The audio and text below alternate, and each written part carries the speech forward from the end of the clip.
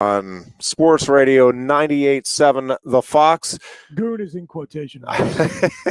Yes.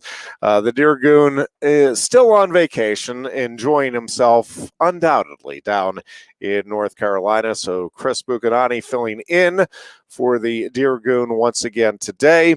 A lot of tubes of sunscreen. Yes. Head, let me tell you. And we are hurtling ever closer to college football season and all the joy that brings.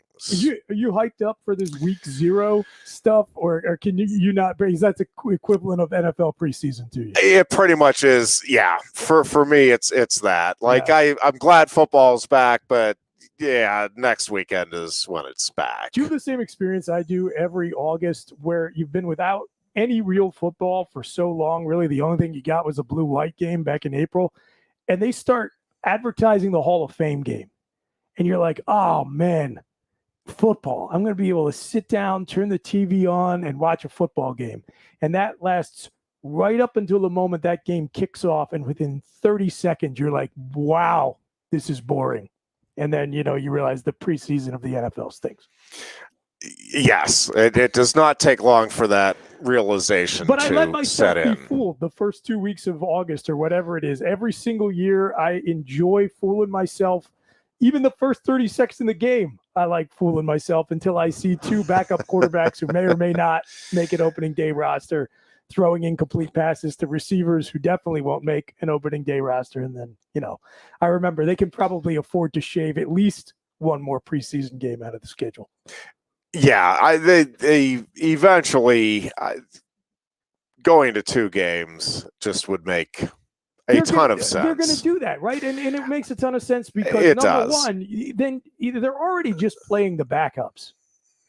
So let the guys who are fighting for roster spots get all the reps, because if you talk to any NFL coach, they tell you that at this point is where the value is. This is not back to the old days of the NFL where your starters have to play themselves back into shape in camp and during the preseason.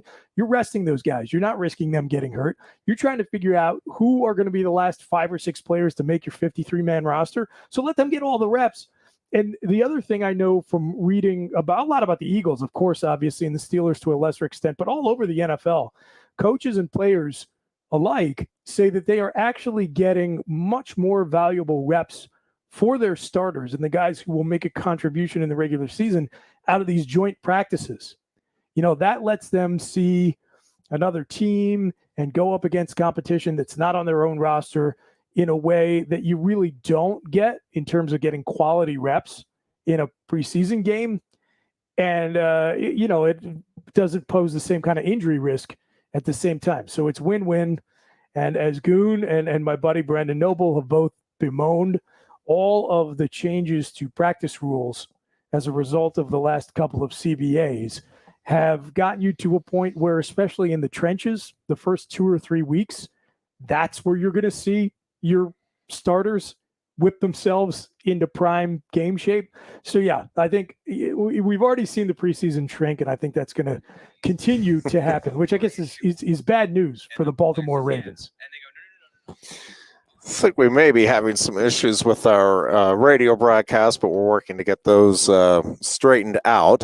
But of course, yes, indeed. Media in all its forms, doesn't matter, where you are, when it is.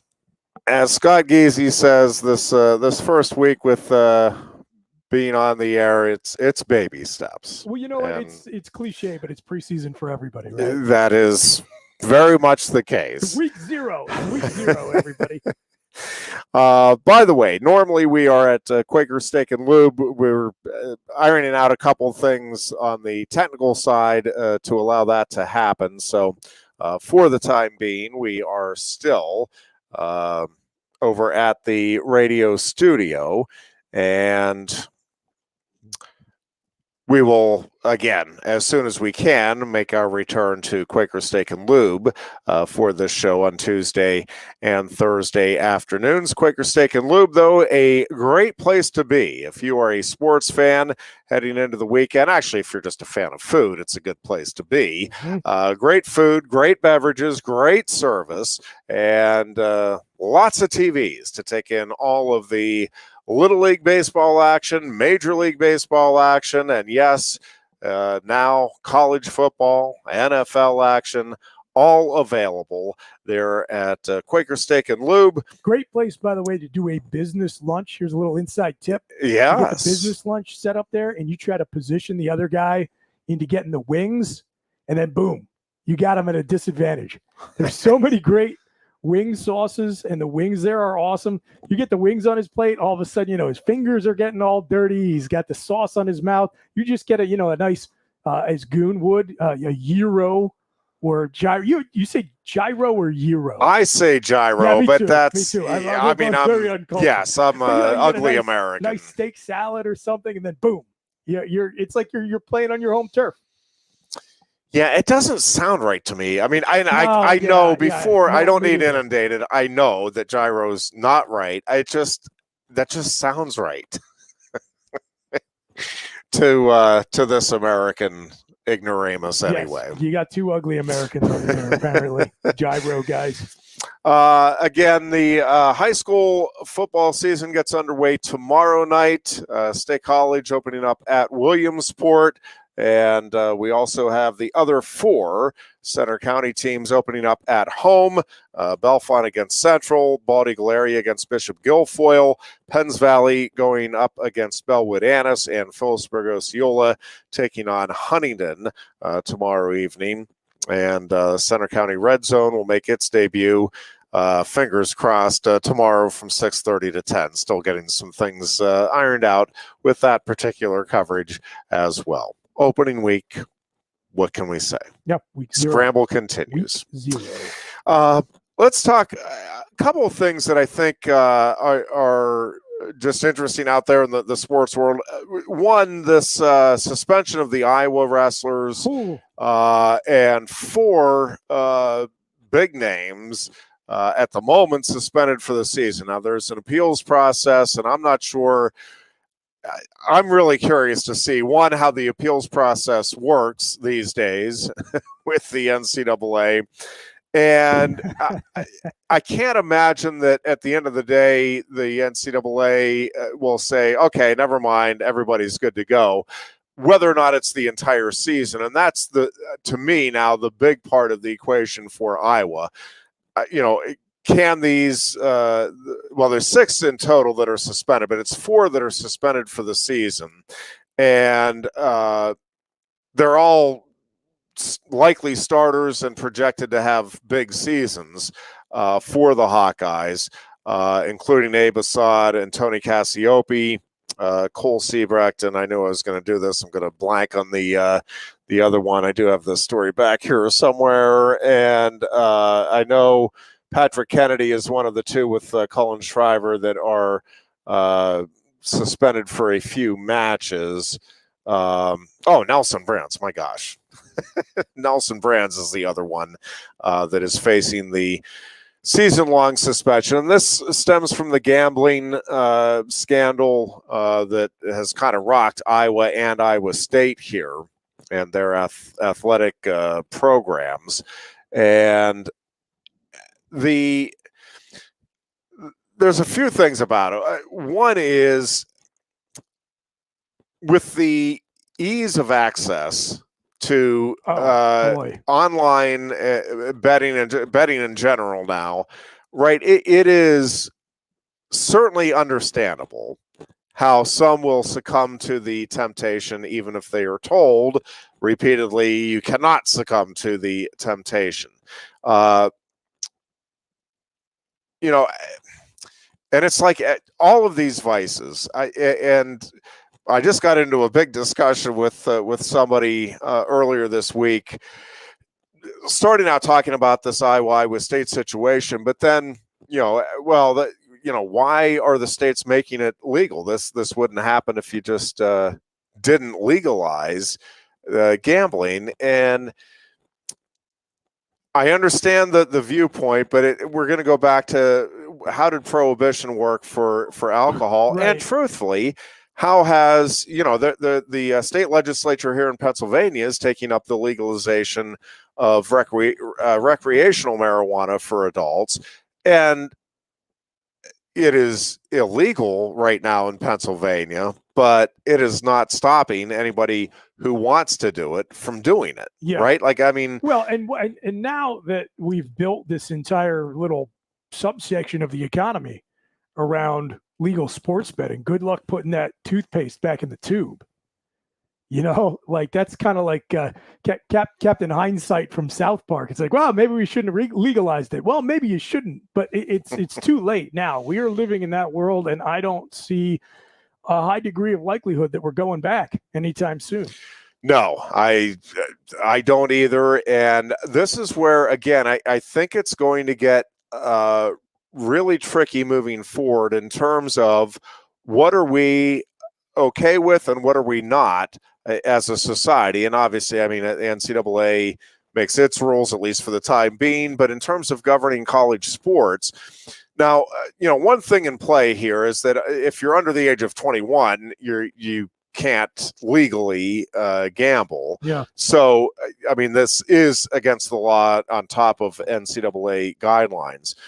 But are those guys, I don't want to put you on the spot about it, but those guys who got suspended from Iowa, are they all of legal age? I think two of them are. Yeah, so I knew some of them had to be for sure. Yeah, I think. I mean, Cassiope, I think would have to be of age. Yeah, he's what, about 32 years old? I think he's ready to get his AARP card pretty soon. It seems like. Yeah, so I don't know for sure. Just trying to think that through. 21. I think Assad would be now as well. And Brands may be getting close. Yeah. Siebrecht, I don't think would too. be. I mean, again, like it's tangential to the point. Well, but yes and no. So because that is part of it. Is right. If at least in the eyes of society as we know it right now, if you are, it is a difference between if your athlete is caught with booze and he's 18 or 19, obviously there's some legal issues there as well. If he's caught with booze and he's 21 and it's in season, it's just a team issue. Right. The gambling thing gets a little trickier because I do think the perception is going to be different of any incident, right? If you are 21 and you're an Iowa wrestler and you are betting on a Yankees baseball game, my guess is most of us are like, well, yeah, who cares? Okay. Yeah. I mean, do you have any, unless you have a relative or something, but I mean, in and of itself, there's no connection between you and the team, the sport, anything like that. What does it matter whether or not you're making or losing a few dollars on that game? And with the way the NIL stuff, but this is where it's going to become, I think, just another morass for college athletics to try to deal with is if we get to the point, and again, right now you just can't gamble. If you're an NCAA athlete, you can't gamble on horse racing, on anything at any point during your athletic career, or you risk losing eligibility. But I suspect that is going to change. I think as the marijuana laws continue to change in this country, that is also going to change. And it's maybe in season there will be certain rules or guidelines. Some teams may say, hey, we don't want you doing it, period, and there will be consequences if we catch you. And different teams have different rules about that with alcohol right now. And so that I think all of that stuff may change over the years. What I am going to be curious to see is one, it is amazing to me how well this investigation uncovered what was happening, because on the surface, to me, a naive individual, if I go to my aunt and I'm a college student athlete, and I go to my aunt and say, hey, place this bet on your phone for me. How are you going to prove that that was me that did that? Yep. And that is, in essence, at least in some of the cases with these athletes, what they did. And I don't know if the athletes ended up fessing up to it, if the relatives did or whatever, but I mean, that is virtually impossible to prove in and of itself. If I'm just giving you cash and you're placing the bet for me with your credit card or whatever it may be, I mean, how are you going to go back and prove that? So that's mess number one. Mess number two is, listen, if we have, again, if I am an Iowa football player and Iowa is a 6-point favorite and I'm putting money on the game, and right, that's one thing. Like that's a big problem. Either way. Although I can't blame really the kids who bet the under on a couple of those games. Like that is a fact. You know, if you're going to have to that's play just on that team, good common make a little sense. money off it, right? At the end of the day, that is all that is. But again, if you are betting on horse racing, what do you care if you're the NCAA? And again, as everything has changed, why they just issue the broad blanket. I do too. Just using myself as a one-man focus group. Yep. People are not going to care about that. Like you said, Iowa football player, wrestler bets on the Yankees. Who cares? Right. But I understand why they just say nothing. I do too. As far away from our competitors as possible. For sure. But I am going to be interested to see how, if and how that changes. Yeah. As again, this just becomes prevalent everywhere in society. Now, the underage stuff is still going to be there, but how much of that is occurring, right? I mean, college kids, take the athlete out of it, but, so there's no NCAA sanctions, just a college kid who's 20 and is using mom or dad's credit card or an aunt or a cousin or whatever it may be that's of age. Again, who's going to track that stuff down? And how would you track it down? And at the end of the day, does it matter? Like, why would you track that down? So I don't know. There's a lot of moving parts here, but we seem to be quickly changing our thoughts on, again, NIL, transfer portal. I have a feeling that in the fairly near future we'll get some different, and I think it's going to open up another whole can of worms. But I do think athletes are going to come out, and I don't know if there's legal action that can be taken or whatever, but it's like, why? You can't be telling me what I do with my money if I'm of legal age and I'm not, throwing a game or in any way involved directly with the event that is being bet on. Yeah, and back to our conversation on Tuesday, I'm also not your employee. As of right now, that is true. We'll see if that also changes at some point down the road. I am fairly confident we are not on the air, and I'm not entirely sure why that is, but we are going to take a break here. You are listening to the Lion Country Kia Goon and Ironhead show on a Thursday afternoon.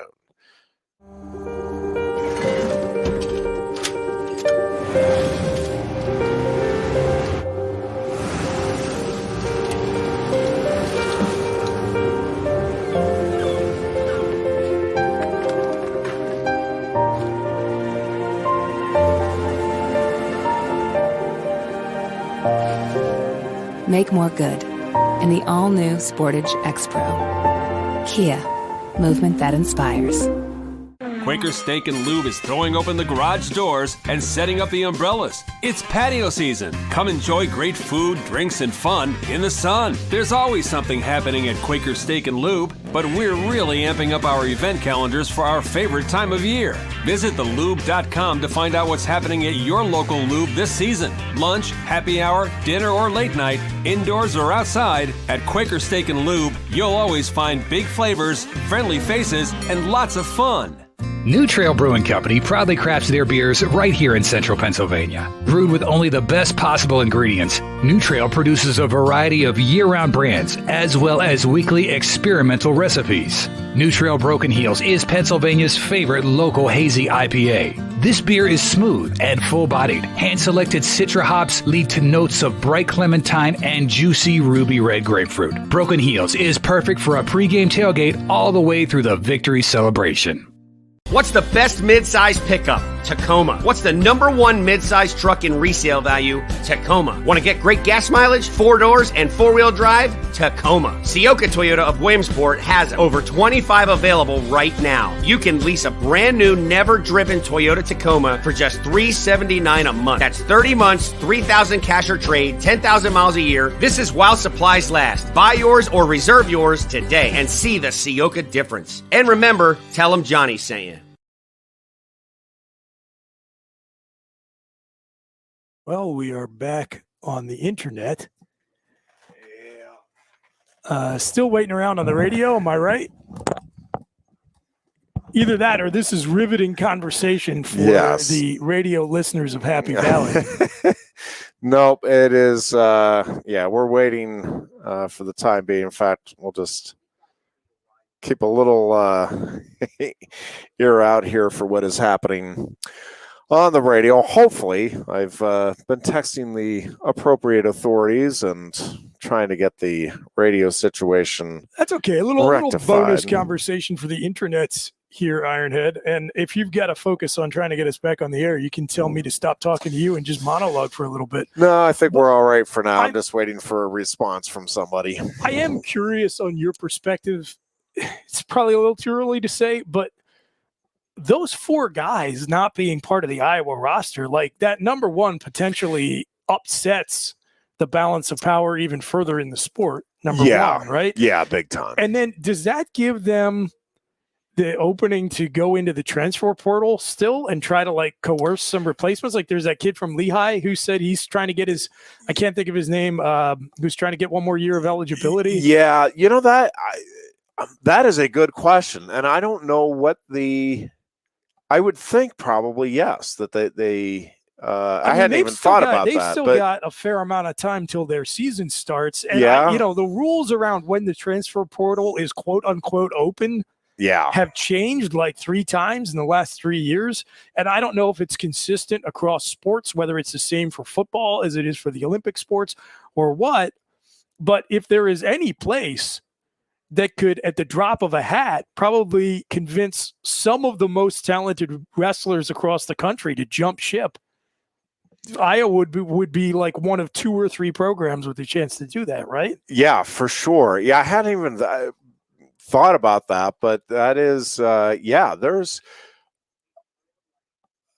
there's definitely that possibility. I'm just trying to think if there's any way, and I don't think there is, where the NCAA could preclude that because of a punishment to the school, because it's not the school that's being punished here. Right. It's the individuals. And so I don't know why that you wouldn't be able to. I never even thought about that. You know what would be interesting there though too is then if the appeals process, if you transfer in and you're like you're the 5th ranked heavyweight. Hey, guess what? Yeah, we actually and you go in. Good.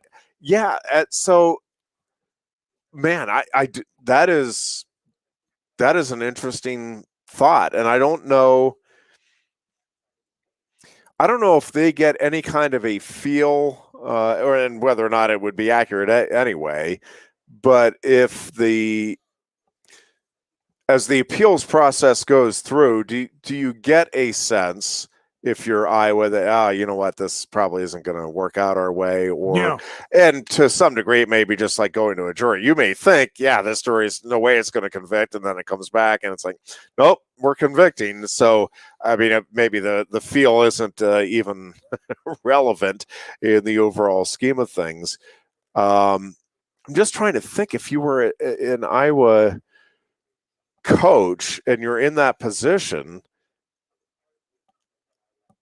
I don't know how you handle that, because I think you operate under the assumption that the kid is not going to be there. Well, but the other part of it is, I don't know how this works on the scholarship front either, because you have 9.9 scholarships, and if you're suspended for the year, is the scholarship suspended for the year in terms of what you can do? I mean, I think the kid is still getting the scholarship. Yeah.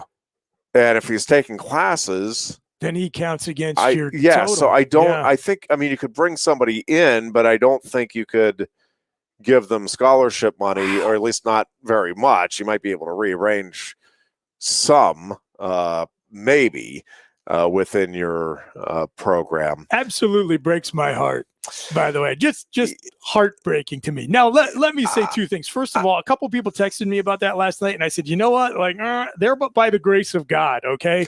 I'm sure this is not the only school in the country where this is happening, and it just takes one inside your locker room to really upset the apple cart. So I don't want to be, I understand that Penn State and every other school in the country is just as vulnerable to this as Iowa was. But the other thing is, it's for as much as Iowa has been an antagonist program of Penn State, especially in football over the years, I never really had an issue with them until Kirk Ferentz. Yeah. That, I don't know. I don't know if we're on the radio yet, so I won't say what I was about to say. But until he came out on the podium and accused our kids of faking injuries. I mean, like Sean Clifford was not the same for the rest of the season. PJ Mustipher was done for the year, and we know like his NFL prospects, went up in smoke in an instant. And it was funny. I heard Manny Diaz asked if he could make one rule change to college football. I think it was maybe Adam Brenneman asked him this. If you could make one rule change to college football, Manny Diaz said, if you go down with an injury where there has to be a play stoppage, you should be out for the rest of the series to stop the kind of frivolous stop the clock with the the faking of the injuries. The notion that you were needing to fake injuries to slow down the Iowa Hawkeyes offense was just preposterous. And Ferentz, who I have always respected as kind of a stand-up guy, to say that from the podium, I just thought it was a scumbag move, and I've never been able to totally get over it. No, I'm with you. And it just, I mean, it made no sense. If you were watching the game, it wasn't like Iowa was on a roll and then all of a sudden, it truly made no sense, the thinking that Penn State was faking injuries to stop any momentum that was occurring. Because when the injuries were occurring, it wasn't like, Iowa had just picked up 5 first downs and was marching, and my gosh, you could see Penn State was getting tired. Like, it wasn't that type of situation. And it just seemed patently absurd to think that this team with that offense and with all of the other situations going on in that game, that would be the tactic employed by the Nittany Lions. It just on the surface, it just didn't make any sense. Goon and Aeneas and I had PJ on the first episode of the Players Show last fall. And I told him, I said, I got to say, I deeply respect your commitment to the bit that you went down with fake injury. In order to slow down that, rapid one play after another Chip Kelly style Iowa Hawkeyes offense. Mm-hmm. And then you just didn't play for the rest of the season in order to maintain the ruse. So that's, that was props commitment to you. Absolutely. Method actors don't get enough respect, and you probably deserve an Academy Award for giving up the rest of your football season just so your teammates could get a blow as we tried to slow down the Iowa offense. So good on you. So it's going to be interesting when they come up here for the whiteout. at the end of September. I am very much looking forward to that. And, hopefully we can beat their butts and I can go back to not hating them quite as much as I kind of do right now. Sports hate. Understood. I even told you, Ironhead, one of the things that I absolutely loved about the Iowa fans is that when I guess the last time we won on the road out there was the 2017 game, right? Or 2019, somewhere. I think it was 2017, the Trace McSorley game to Juwan Johnson. We had a reporter out there, and he's just getting, environmental footage from around the stadium, trying to get the vibe of what it's like outside Kinnick. And a couple of Iowa fans come by. They see he's a Penn State guy. They look right in his camera, and they say, "I'm gonna kick your ass in wrestling this year." And I was like, that there are only a few places in the whole country where you can have a prime time college football game about to happen in your stadium, and the fans are talking smack about wrestling season. So I respected that. Like, I want to like the Iowa fans, which is why we just need to pound the hell out of them this year so I can go back to respecting the Iowa fans instead of the only thing I can think of is that guy, in the GIF, holding his shoulder in the crowd scene. Yeah, it just was, I don't know, just such an absurd accusation. And it also, I guess there's a sportsmanship component to me, but it also bothers me because I had always thought of the Iowa fans as having a pretty good sports IQ across the board. Sure, it's like, well, you're just an idiot if you think that that's Penn State faking injuries when they're the whole thing has just like never Trump made said, any how stupid any are sense. The people of Iowa, right? Well, yeah, as it turns out, that just is, again, to me, just very, very bizarre. All right. Well, I'm still not sure. I'm feeling now like maybe at 4:00 we're going to go to the radio, which is just bizarre, but we'll keep working on that end. For those who have never worked a day in this industry, it is, a daily grab bag of surprises, often unpleasant ones. But, I think it's great for developing the skill set of adjusting on the fly. That is for sure. Maybe a little too much. You do not make it professionally or psychologically in the broadcasting field without the ability to adjust on the fly. There's no doubt about it. Yeah, we have done a lot of that this week. And flair for improvisation is an absolute must. Yeah, and unfortunately, we've had to test that a few times this week. Hopefully, we'll get everything working as it should starting next week, maybe even starting tomorrow. We'll wait and see and keep our fingers crossed in that regard. Turning to Penn State and final couple of days, I guess, of preseason, if you will, before game week really gets underway here Monday for the Nittany Lions. I guess in a lot of ways it begins Sunday. But as this team makes the turn toward the season, and there's all these good feelings and vibes around the program, the biggest thing to me going into this first week is keeping everybody on an even keel and understanding that getting off to a good start. I am taking the win for granted against West Virginia. Not saying this team is, but in my mind, these first really 3 games, it is more about, and I'm sure it's being preached in the locker room, not that it's a given that they'll beat West Virginia, but that it's much more, Cale Sanderson talks all the time to the wrestling team about you are ultimately competing against yourself. Yes, there's an opponent there. You're trying to beat them, but you're trying to be better each time out. Yeah. And I really think for Penn State in these first 3 games, and listen, it's college athletics. Penn State could have just one of those nights where you turn the ball over 5 or 6 times and this ends up being a game.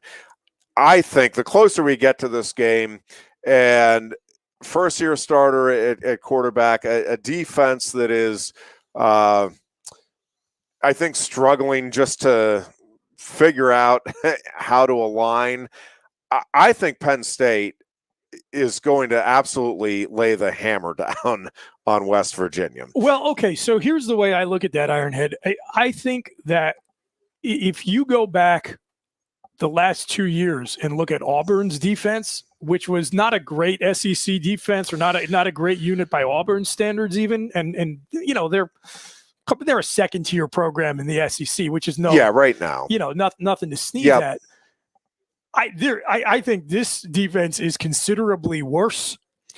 And, you know, even though last year's game was a way wider point deficit, if you remember that unbelievable night Sean Clifford had in the whiteout versus Auburn, their defense just could not stop what Penn State was doing offensively the last 2 times they played those two Auburn games. And I think, you know, this is probably the most talented team top to bottom on offense that we've had. And you listen to Mike Yursich talk this offseason about what it is like for him in his 3rd year at Penn State and his comfort level with so many guys coming back off last year's offense, his familiarity with the personnel. I think he's going to be able to do even more schematically with his play calling than he has in his first 2 seasons here. And honestly, West Virginia's defense, just because of that size mismatch, you talk about our run game and our big boys up front, the offensive line and the tight ends, and how good they are as blockers, we could probably line up and run an old school Franny Ganner style offense and cover that 3-point spread or 3 touchdown spread. So I think it is going to be the schedule wise set up about as well as you could possibly hope for all season long for Penn State. Yeah. And I'm with you. I think those first 4 games are perfect. You open up in front of a raucous home crowd. You get all the juice and energy that they lend you against an opponent you match up against very well. You then get to go back and watch the tape and try to translate that into a solid first half of football against Delaware, and then get your backup some run in the second half of that game. Then you go on the road. You translate those 2 weeks of learning into what should be a stiff test against a well-coached Illinois team that might have the best or second or third best defensive line, front 4 in the conference. But again, you ought to be able to beat convincingly if you're the type of team you imagine to be. And then, you know, the old antagonist comes to town and you got the whiteout. And again, if you want to believe that you're a playoff caliber team, you're going to win that game. And you're going to find out early. Those first 4 games set up, I think, about as well as you could possibly hope for the type of team Penn State has this year. Yeah, and I think I agree with you. I think that Illinois game is an interesting one, and to me, it's not quite as stiff of a test as the season openers, Big Ten's conference openers, the 2 previous seasons where you were going to always rowdy Madison, and then a dangerous Purdue team at that stage of the season. In both cases, yes, and so this year, having the games under your belt that you will have, and then going on the road against that Illinois team. I think Brett Bielema has that program headed very much in the right direction. I think he's doing a great job with it, but that is not a team that, at least we're expecting going into the season, will finish in the top 3 even of the West. I think it's probably could finish 3rd, but I think it's more likely a 4 spot is my guess for Illinois going into the season. And I don't think the West, I think the top 3 teams in the East are the best 3 teams in the conference, and I think it's by a pretty good margin this year. No disrespect to Wisconsin or Iowa or Minnesota, if any of those teams are who you think are the team to beat in the West, or even Illinois. But I think that Illinois game is, again, it's just a good test, because it's certainly not. It'll be the stiffest test of those first 4 games. I think, by a pretty wide margin, but still not, like a top 20 type program yet, although Illinois may get there sooner rather than later. I just don't think they're there yet this season. The other thing I like about that Illinois game at that spot of the season, I think Penn State is going to come out and run like gangbusters in these first couple of games. Yeah. I think, one, because they can, they want to showcase it, and two, they want to give Drew Aller a little confidence that, okay, everything else around you is working. Again, we don't need you to be the all-star that many think you will be. We just need you to be solid. And seeing that and getting that confidence may allow him to develop into the superstar that many are projecting. But then I think against Illinois, I think you will see Drew Aller be forced to pass a little more. I don't think Penn State's going to be shut down with the run game, but I do think Illinois, again, that run defense is solid. Yes. And a lot of people, I think, I was just texting with one of my college buddies about this today. He was asking me about Illinois. A huge factor in the Illini overperforming expectations last year was they've got a really great front seven. And, Bielema is a good defensive guy traditionally, and he plays that physical style of football that they did so well. But, man, they had an unbelievable secondary last year. Oh. As an Eagles fan, I know Sidney Brown is fighting to start on day one at the safety spot, and that's the point. All of those guys who were the key difference makers for them last year are playing on Sundays this year. So I think where they're going to be most vulnerable is against the pass. I think for sure. And I think, again, Penn State, one of the things I'm excited, one of the many things I guess I'm excited to see this season, but I really think you're going to see a much more diverse offense and a lot more guys touching the ball. I think you can have, pretty regularly 4 receivers or more getting 4 receptions or more during the course of the game. And if you can get that type of balance, I mean, it is wonderful to have a superstar for sure at wide receiver, but it is also really difficult for opposing defenses if you have 3 or 4 guys that are all pretty darn good in tough matchups, and you don't know where that go-to guy is. If it's a different go-to guy, different games. Do you remember the 2000s Philadelphia offenses, like Andy Reid's kind of first leg of his coaching career, where he had Donovan McNabb, and then the starting receivers were just garbage. You had James Thrash and Todd Pinkston and, Jason Avant. These are, nice guys and everything. These are not, all of them, when they left the Eagles, didn't catch on anywhere else. James Thrash was the number 7 receiver for a year on the Redskins. He was a special teamer, and he was the number 1 guy in Philly.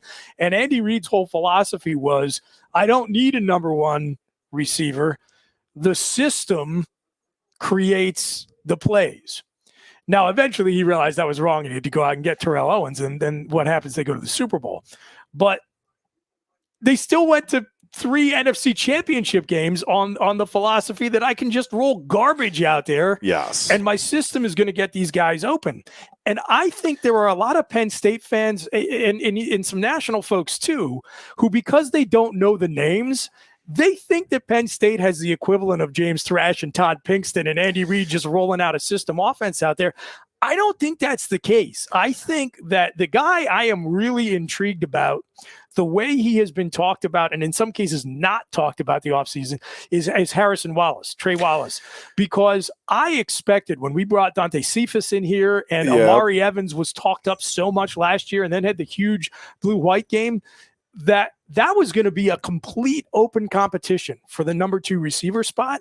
And you notice whenever Trey Wallace's name has been brought up by James Franklin, and he chooses his words very carefully when he does those media availabilities, it's it's a fait accompli that the 2 top receiver spots have been spoken for. Yeah. And it's KLS and Trey. Yeah. And then when we got to watch the offense in the open practice a couple of weeks ago, you saw Harrison Wallace roll out with the first team offense every single time. So that to me indicates that there is probably more confidence inside the building in their top two guys than what we have outside, because we haven't seen too much from them. Right. And I think, Cephas is one of the more intriguing stories here to watch as the season starts as well, because again, I think if you had asked most folks back at the start of spring practice, that was the guy that I think many were penciling in as the number one guy, and certainly a number two at worst. Like he was going to be the impact.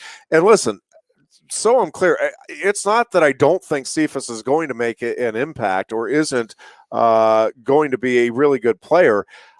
I just think, like you said, I think there's just been some underestimation of the talent that is already on the roster, and the way this just adds to the depth in that receivers room right now.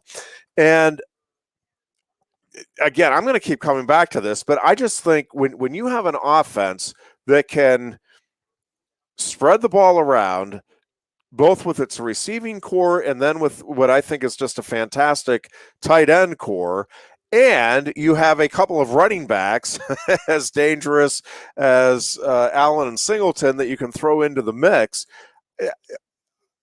I think this Penn State offense is going to cause huge problems for just about every defense it faces in terms of how do we try to match up schematically, because I think this offense will have the answer for, hey, we go 8 men in the box. We are stopping Allen and Singleton.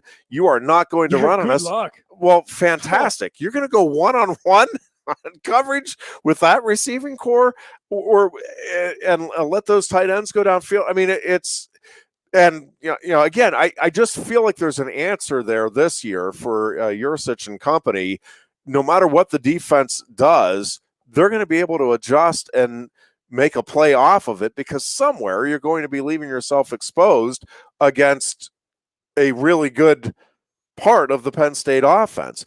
And truthfully, I think it's also going to be the same case when you go to this Penn State defense. I just like the versatility of that group. The biggest question for me still with that defense, and I don't think we're really going to know the answer until that Michigan game, is how stout can you be when it is crunch time against a really good, formidable offensive line and a team that wants to run the ball. I think this team is better positioned, but until you get into that game, for me, it's like, I think everything's good there, but that game's going to show it. Frankly, he's not great. And that's no knock on this defense, but this point has been made a dozen times since 2020, when I always think about the fact that had the Michigan team not pretended to have COVID so they didn't have to lose to Ohio State by 60 points, none of that happened, because Jim Harbaugh they were going to get run off the field by Ohio State, and Jim Harbaugh was going to get fired. They pretended to have COVID. They didn't have to play the game, and that gave them the window, God bless them, to turn it around.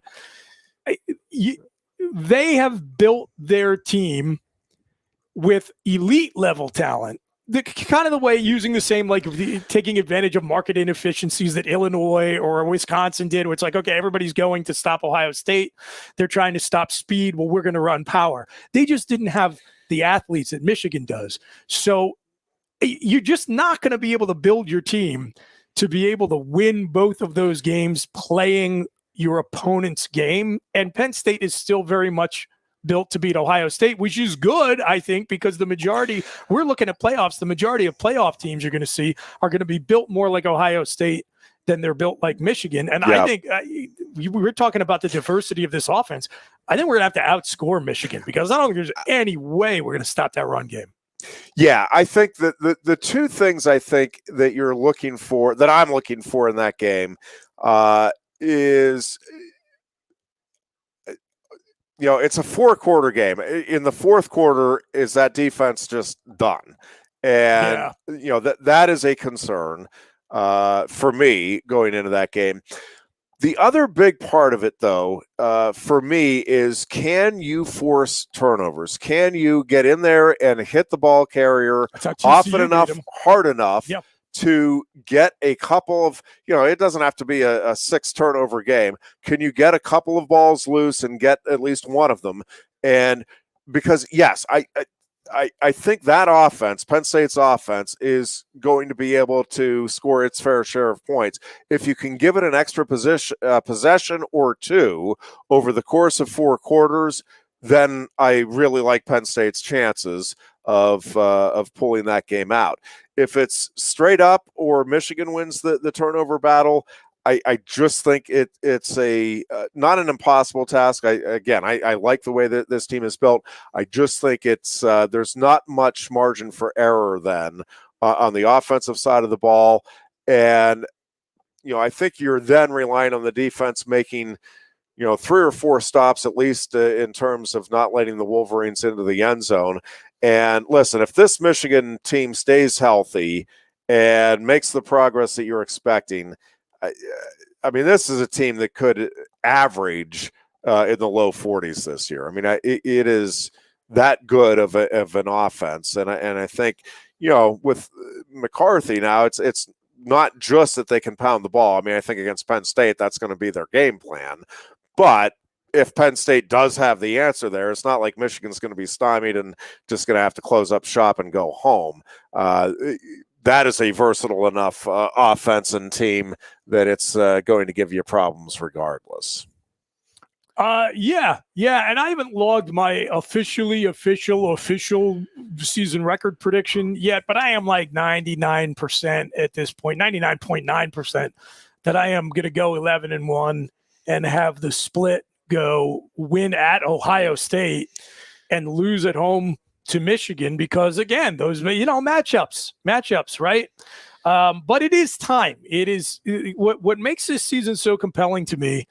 And again, this is not a unique observation at all, is that it is, go or get off the pot time in terms of beat at least one of those 2 opponents. The excuses are all out. You're back out of COVID. You've recruited well. You've got the talent. You got to win one of those 2 games. And I understand the program's history in the horseshoe, but we know it can be done. Sure. And so, and I think a good point that I heard Josh Pate make about precisely, James Franklin and getting over the hump is that people often confuse hasn't been done yet with can't. Right. So, it's time for the program to make that leap because of the way the schedule sets up, because of the guys we have on the roster this year who will be in the NFL next season. But tomorrow is today for the Nittany Lions. And I'm excited about that because the one thing I saw last season that gave me a ton of confidence rolling into 2023 is that I thought James, who has, in my opinion, assembled his best staff since he's been here, and as a result, probably one of the best staffs Penn State's ever had, top to bottom. Yeah, I think it's hard to argue against that right now.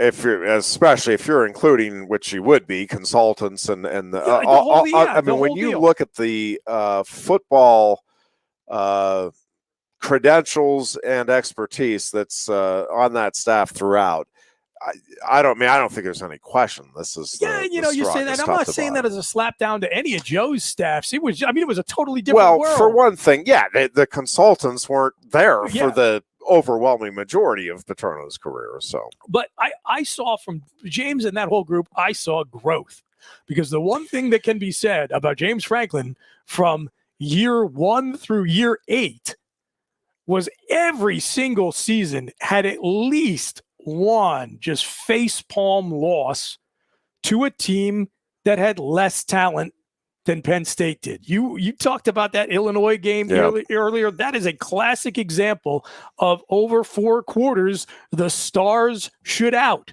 okay? The blue chip ratio should grind down even an opponent that's going to play you tough on their home field on Central Time. Eventually you're going to win that game because you're the more talented team. We lost one of those games every single season. And I will freely admit, I deeply doubted whether or not this James and his staff had it in them to get over that hump. And then last season they did. They won every game they were supposed to win. And the 2 losses they had were two playoff teams, which I don't love, but I can be okay with, especially because you showed me growth. And so now I know I can come into this year and say, hey, look, I expect 10 out of 12 wins on this schedule. And now it's about those 2 games. Yeah, I will say, I don't think, look at the teams that Ohio State has stumbled against as well. I mean, it's not uncommon in this conference for a team with more talent to lose because 2 things. One is I think the coaching top to bottom is still as strong as it's ever been in the Big Ten. It's really good. There's no doubt. And that talent differential just isn't as great as I think many would like to believe. And if you are off on a day and the other team is just on, like it makes sense that over the course of 12 games, there's going to be a day or 2 where, not because you're taking anybody lightly, not because you didn't have a good week of practice, it's just, as I've said, there are days where I don't know why. It's just not working. I can't get my words out right. Everything is just, it's frustrating. You have those days. We all do. And if you're a team and you're having one of those days and you're just off with the throws, you're just a little step behind, and the other team, that's the day where, man, everything is clicking. On that day, you hope you're playing Kent State and yes, not Minnesota. Because there's just not that great of a difference of talent. There's a difference. I mean, I'm not saying the Ohio States and the Michigans and now the Penn States aren't a level above talent-wise, at this point, at least a Maryland or even a Michigan State or an Illinois, but it's not a gulf. It's a gap. And so that's the other thing that we've been talking a little bit about with Goon, and maybe we'll pick that up in the next hour, which I think will be on the radio, is as a Penn State fan, play out this scenario for me. I'll give you 2 different scenarios. Penn State goes 10-2, but one of the wins is convincing over Ohio State or Michigan. One of the losses is a hard-fought battle to the other, Ohio State or Michigan. But then you have the loss to Maryland. How are you feeling overall in the scheme in terms of comparing seasons and 10-win years in particular? The other scenario, just that we were having some fun with, is Penn State takes care of business and beats both Ohio State and Michigan and goes 11-1 and stubs its toe against, and again, you can pick any of the teams. Real quickly, I'll take the second one first. I'm fine with that one because that gets you into the Big Ten championship game. That gets you into the playoffs. That's fine. Plus, I mean, again, something Penn State has only done twice since it's joined the conference, which is beat both of those teams in the same season. Yeah. I would be totally okay with it. The second one, maybe we'll save that for the next hour because that's a more nuanced question. Yeah, and there's some other scenarios that we can play out and have some fun with. We will take a break here. We'll be back pretty shortly with what I think will be an hour of radio as well. That'll as be a surprise to everyone. Facebook Live broadcast, but we'll see. I could be wrong on that. This is the Goon and Ironhead Show.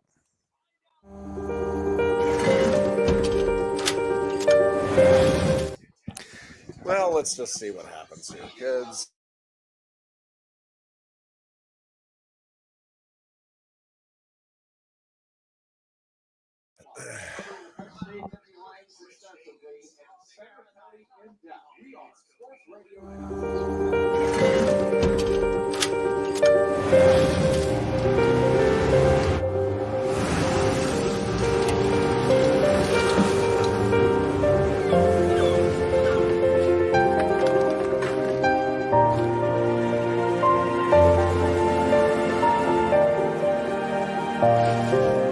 Make more good in the all-new Sportage X-Pro. Kia, movement that inspires. Quaker Steak and Lube is throwing open the garage doors and setting up the umbrellas. It's patio season. Come enjoy great food, drinks, and fun in the sun. There's always something happening at Quaker Steak and Lube, but we're really amping up our event calendars for our favorite time of year. Visit thelube.com to find out what's happening at your local Lube this season. Lunch, happy hour, dinner, or late night, indoors or outside, at Quaker Steak and Lube, you'll always find big flavors, friendly faces, and lots of fun.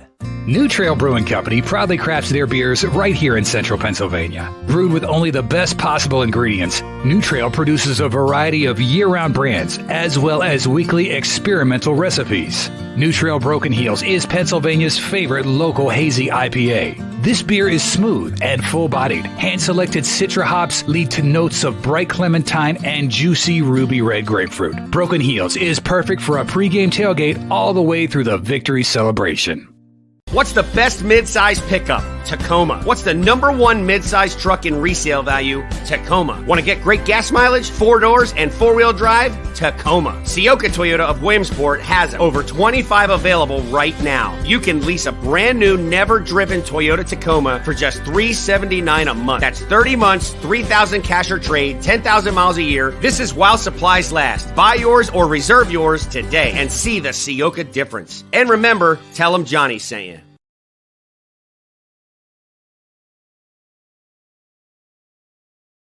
All right.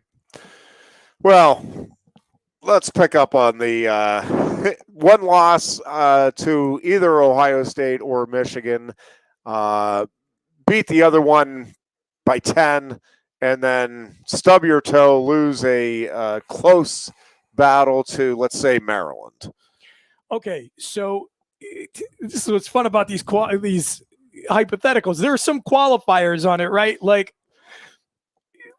again, I talked about this on Tuesday. It makes me feel filthy all over. Like I got to go take a shower. But as a Penn State fan, we do got to be rooting for the Fighting Irish when they play Ohio State, because you are looking at where can these other teams that Penn State will be in contention with for a playoff spot catch an L. Yep. To help improve our case against them, because I think it's now been pretty widely circulated that if we end up with a scenario of a 3-way tie where you have Michigan, Ohio State, and Penn State all at 11-1 and having beaten one another, Penn State's odd man out of the tiebreaker for the Big Ten championship game by virtue of us having Northwestern on the schedule, and Northwestern is probably going to be god-awful this year. And you go down like 5 tiebreakers until you finally get to the opposite division opponent record, and Northwestern just shoots Penn State out of the water. Now, that's maybe not necessarily a bad thing. You know, we might find ourselves in the old Alabama position of like, oh, well, great. Now we don't have to deal with playing an extra game and we're already in. So who knows? Who knows? But you're looking at, well, you know, where can one of these teams catch an extra loss?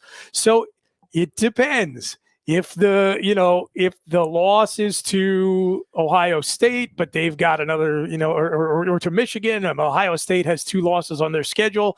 So like now you've got to hope for Michigan to, stumble a little bit. And then how is all of that working? Maybe that changes it a little bit, but it's a fact of the 4-team playoff. And I don't think it's going to change in this 1 year we have left of it, that a 2-loss team has never made it there. Yeah. And again, I think the objective this season with the talent we have accumulated is to not play in a nice bowl game. It's to play a playoff game. So if that happens, I think there's going to be a sense of disappointment and defeat among the fan base. Yeah, I'm actually kind of mad you made me think about it. Ironhead, if I'm being honest. It's just so interesting to me that everybody, and understandably so, I mean, I'm with you, but everybody is focused in on, hey, Michigan and Ohio State are going to define the season. And I'm just telling you that over the years, and it's not just Penn State. I mean, it's Ohio State, it's Michigan. Most teams, I would submit, stub their toe somewhere along the way against a team that you would look at and say, well, no, they don't have the talent top to bottom that our team has. And I think USC is legendary for doing that too. Oregon State. Well, yeah, and those but guys listen, are like Trojan murderers. but I think part of it is again, it is just really hard to be on for 12 weeks. And by the way, we're only on the internet, so I can at least allude to the fact that there have got to be some phenomenal jokes with beavers and Trojans, and I'm just gonna. I'm not gonna go any further. I'm not gonna go any further. As I'm thinking about it, there's some good material there. Oh, very good material there. But you know what? You know who doesn't have those games? Like Florida, when Urban Meyer was there. Well, they lost to Ole Miss that time, but then they bounced back. But Georgia, Alabama, like the teams we want to imagine but part of that being good enough. I would submit though, part of that, I think, is how many times have Alabama and Georgia played one another? Less times than Alabama's played Penn State since 1980. Yes, I know that in the regular season, at least. So when you have, and I get the SEC is tough. But if you have one or two games that you're having to get up for a year, and then I think it is easier to keep an even keel when you're not playing all of the top teams in your conference on a regular basis. And truthfully, I think it is one of the things moving forward from 2024 on. I think Penn State will be in the playoffs much more often than not, at least while James Franklin is here. Yep.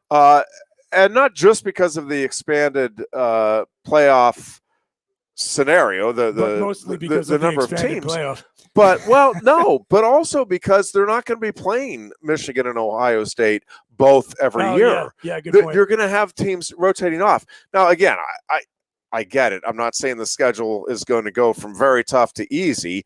It's still going to be very tough. I'm just telling you, it is different when you're not playing the other marquee teams every year.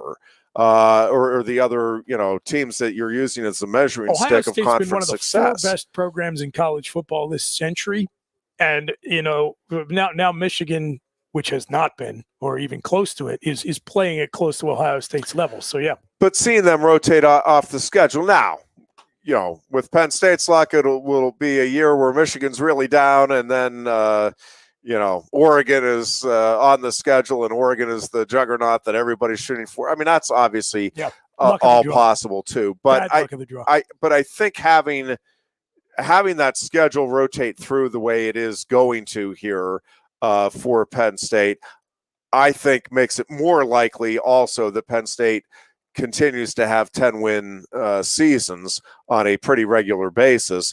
And again, I think 10 wins in the Big Ten in the expanded playoff format virtually guarantees that you will be in the playoffs. Hey, I'm going to shift gears on you a little bit, Ironhead, because we had a listener question. I think it's a good one.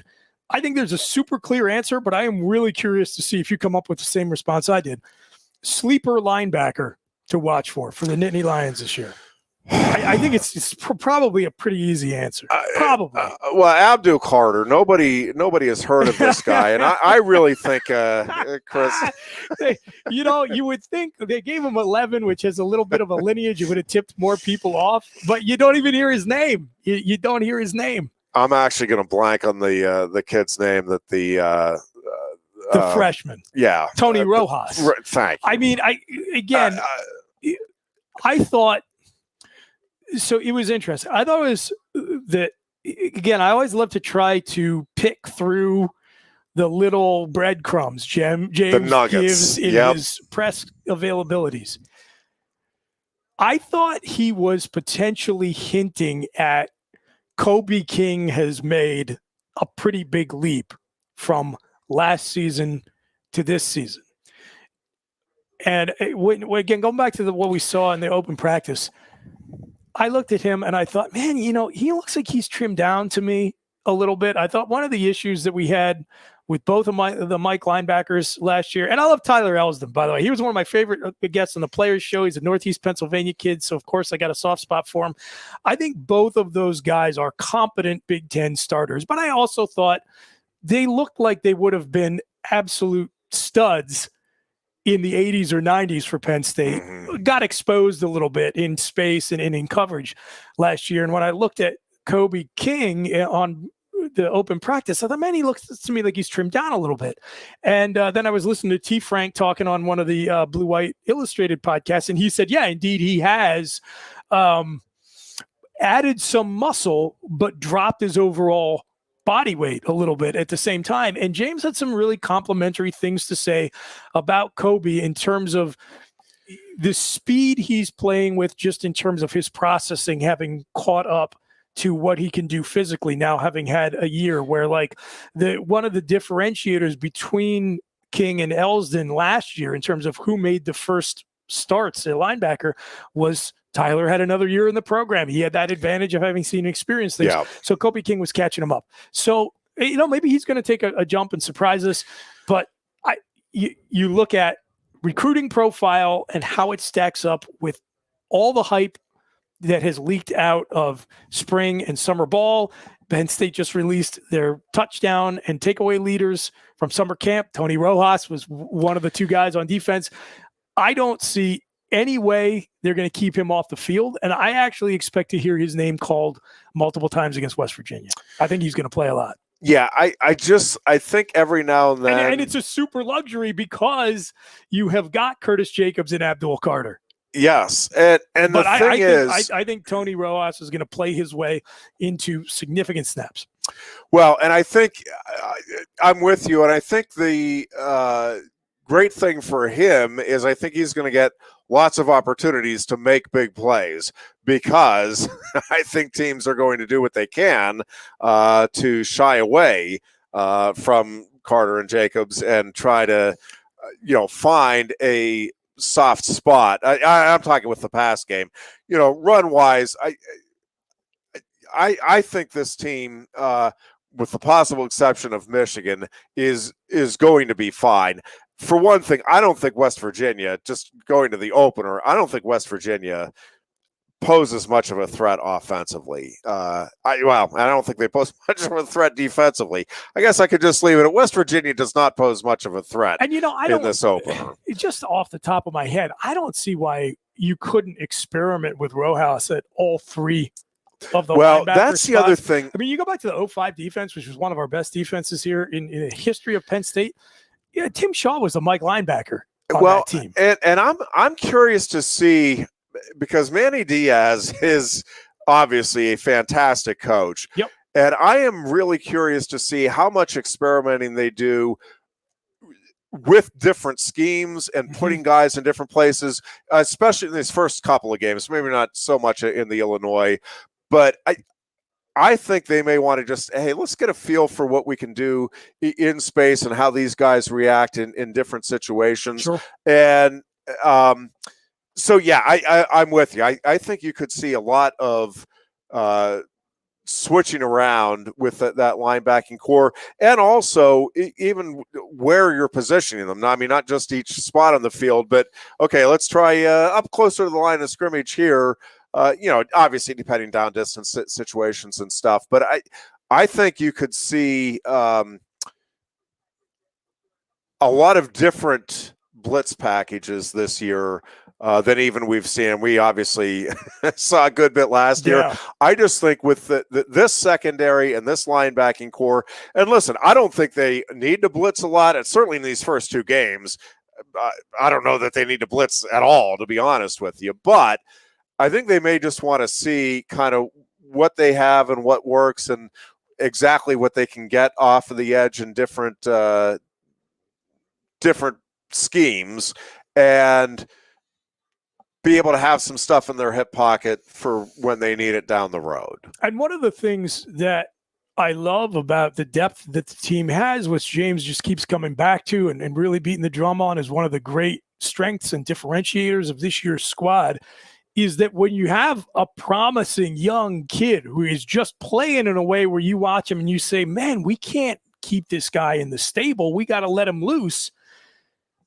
There are going to be some games on the schedule, especially in the first half of the season, where you can enjoy the luxury of taking some of the workload off your superstars and keep them fresh for the stretch run, and get the added benefit of seasoning one of your talented backups so that, he's ready to step in in a pinch, or just, how Ironhead, you've been watching Penn State football a long, long time. How many times in our best seasons have there been guys you didn't hear too much from? You just saw them in spots in the first 6 games of the year. Yeah.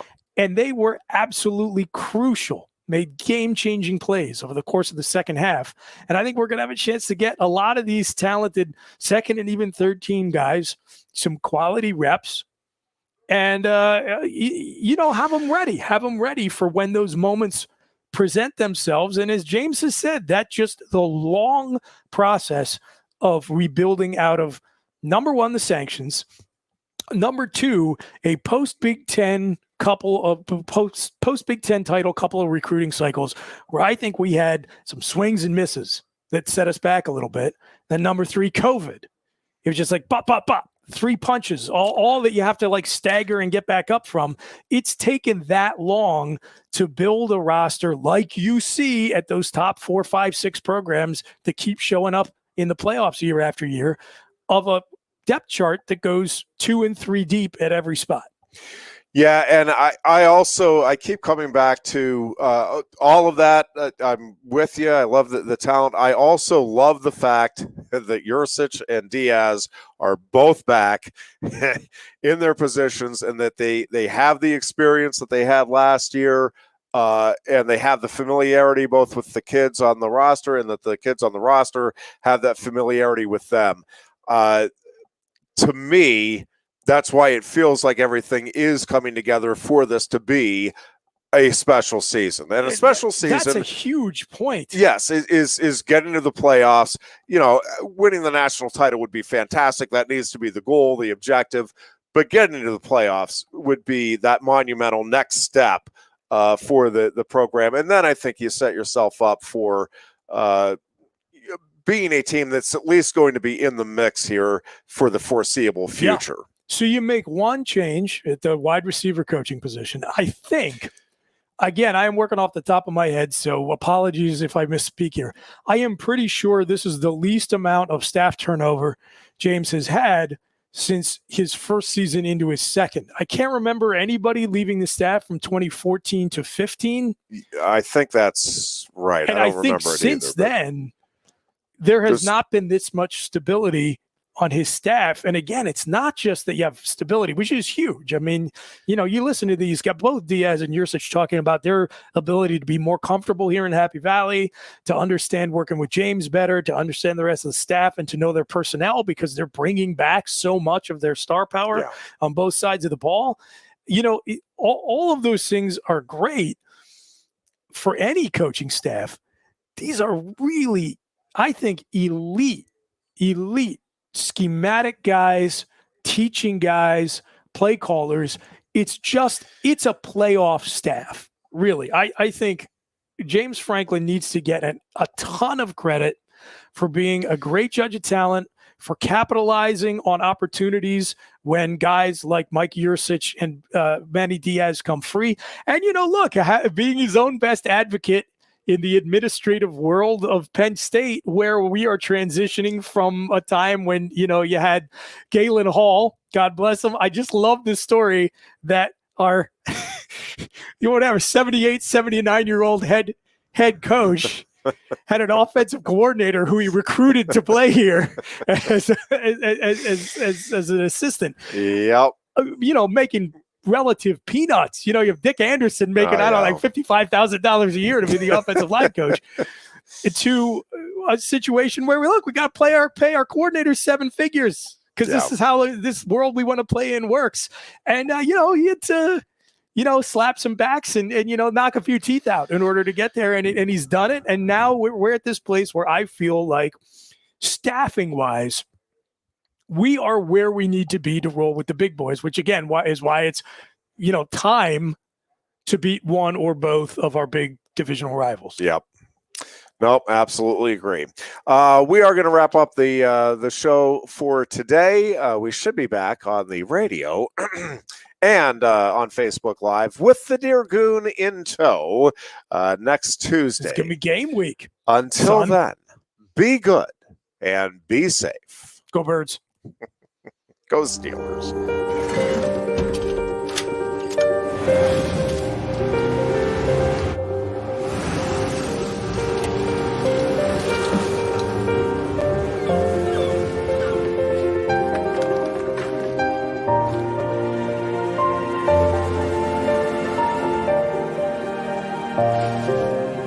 more good in the all-new Sportage X-Pro. Kia, movement that inspires. Quaker Steak and Lube is throwing open the garage doors and setting up the umbrellas. It's patio season. Come enjoy great food, drinks, and fun in the sun. There's always something happening at Quaker Steak and Lube, but we're really amping up our event calendars for our favorite time of year. Visit thelube.com to find out what's happening at your local Lube this season. Lunch, happy hour, dinner, or late night, indoors or outside, at Quaker Steak and Lube, you'll always find big flavors, friendly faces, and lots of fun.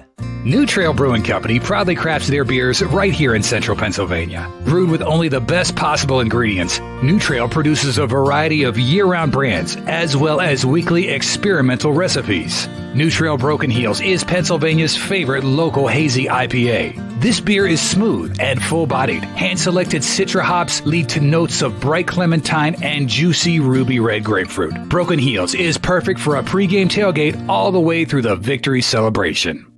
What's the best mid-size pickup? Tacoma. What's the #1 mid-size truck in resale value? Tacoma. Want to get great gas mileage, 4 doors, and 4-wheel drive? Tacoma. Sioka Toyota of Williamsport has over 25 available right now. You can lease a brand new, never-driven Toyota Tacoma for just $379 a month. That's 30 months, 3,000 cash or trade, 10,000 miles a year. This is while supplies last. Buy yours or reserve yours today and see the Sioka difference. And remember, tell them Johnny sent you.